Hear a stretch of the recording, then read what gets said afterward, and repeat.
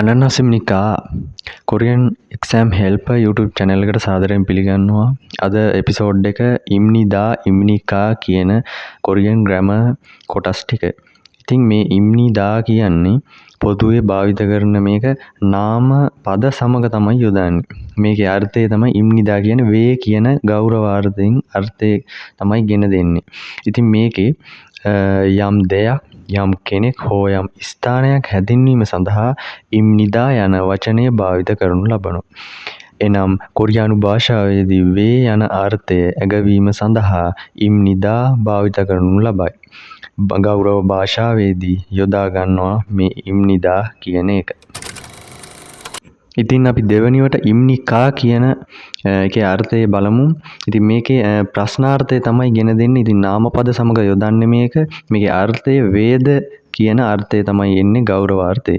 ඉතින් මේක කොරියානු භාෂාවේදී වේද යන ප්‍රශ්නාර්ථය විමසීම සඳහා ඉම්නිකා කියන එක භාවිත කරනු ලබනවා. ඉතින් ගෞරව භාෂාවේදී යොදාගන්නේ මේක. ඉතින් ඉම්නිදා යන්නේ අර්ථය ප්‍රශ්නාර්ථ ස්වරූපය ලෙස භාවිත වෙනවා.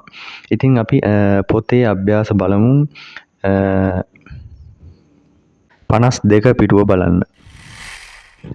හරි අපි උදාහරණ බලමු. පෝගිවා කත්තිසගෝ චගිසොගේරර් හේපොසේයෝ.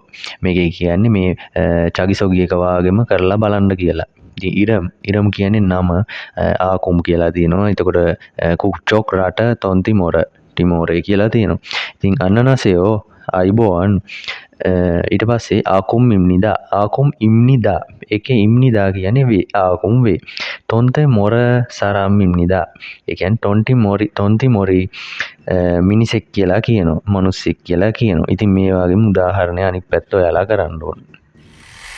හරි අපි ඊළඟ කොටසට යමු. පෝගිවා කත්ති තේ හේ පොසෙයෝ. ඉතින් මේකේ කියන්නේ මේ සංවාදය වගේ මේකට කරන්න කියලා. ඉතින් මේ පෝගි කියන්නේ පෝගි උදාහරණය කියනවා පිලිපින් ජාතිකයා ගැන. ඉතින් කා කියනවා මොන නරා සරමින්නිකා මොන රටේ ජාතිකයේද මොන ජාතිකයේද නා කියනවා පිලිපීන් සරම් ඉම්නිදා පිලිපීන් ජාතිකයෙක් කියලා කියනවා. ඉතින් අර වගේම මේ එකෙත් මං කියන්නම් තේගුක් ඒකේ කියන්නේ ඔන නරාම් සරාම් ඉම්නිකා කියද්දී තේගුක් සරාම් ඉම්නිදා කියලා කියන්න ඕන.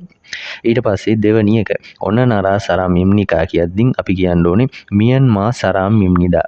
ඊට පස්සේ 3 ඔන්න නරා සරාම් ඉම්නිකා.